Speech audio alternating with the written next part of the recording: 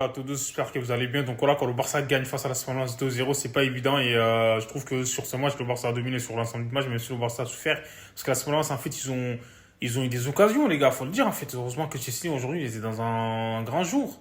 Donc voilà, il a fait quelques parades, hein, je trouve. Donc voilà. Et Dani Olmo, il a pas le temps. C'est encore lui, en fait, qui a marqué, même s'il est rentré en deuxième mi-temps, les gars.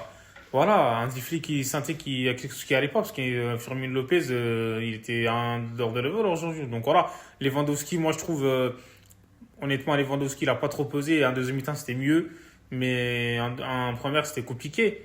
Rafinha, je trouve que ces derniers temps, c'était de la fatigue, mais bon, il peut faire mieux, même si hein, il est passeur décisif sur le but de Ferran Torres.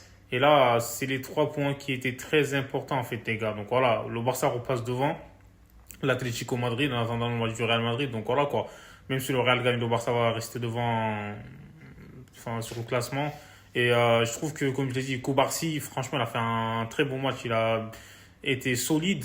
Jules Koundé aussi, je trouve son match c'était intéressant. Alejandro Balde, encore une fois, il est sur la continuité en fait, de ce qu'il fait depuis de nombreuses semaines. Donc voilà, keep going. Et Pedri, encore une fois, il a été bon sur ce match, je trouve. Hein, Pedri, honnêtement. Donc voilà, il fait un très bon match. Et Daniel Mou, il a été l'homme du match, en fait. C'est pas anodin. Et en plus, il y a eu pas mal de coups. Je trouve l'arbitrage, là, c'était pas très ouf. Encore une fois, Lamine Yamal, il a pris pas mal de coups. Mais il les a pas sifflés, en fait. Après, il n'y a pas que lui. Hein. Même Lewandowski, Rafinha. Et c'était pas évident. En ce moment, l'arbitrage, c'est une cata. Chaque fois qu'il y a Daniel Olmo sur le terrain, les gars, Lamine Yamal, je vais pas dire que c'est un autre joueur, mais bon, on sait très bien que, enfin, on connaît ses qualités. Mais il se retrouve les yeux fermés. C'est lui qui a fait la passe D pour Daniel Olmo qui fait un crochet et le gardien était perdu, le défenseur aussi. Il fait une grosse frappe en fait. Donc voilà quoi, barre en 30, honnêtement c'était incroyable. Le gardien, on sait qu'Ilisen il est fort, mais sur ce coup-là, il n'a pas compris. Parce que ça a laissé aller trop vite. Donc voilà, la Yamal, encore une fois, ce soir passeur, même si il a eu beaucoup de déchets encore une fois ce soir. Après voilà, c'est son jeu. Mais je trouve que la Yamal, ces dernières semaines, c'est pas trop ça. Après, c'est compréhensible. En fait, il a un baisse de régime. Mais il a que 17 piges, je ne vais pas le rappeler. Mais ce soir, c'est lui qui a permis au Barça d'ouvrir le score. Et même comme je l'ai dit, le Barça a souffert.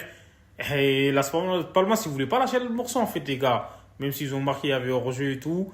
Enfin, un possible penalty sur Eric Garcia. Mais il y avait hors-jeu, en fait. Donc voilà, quoi.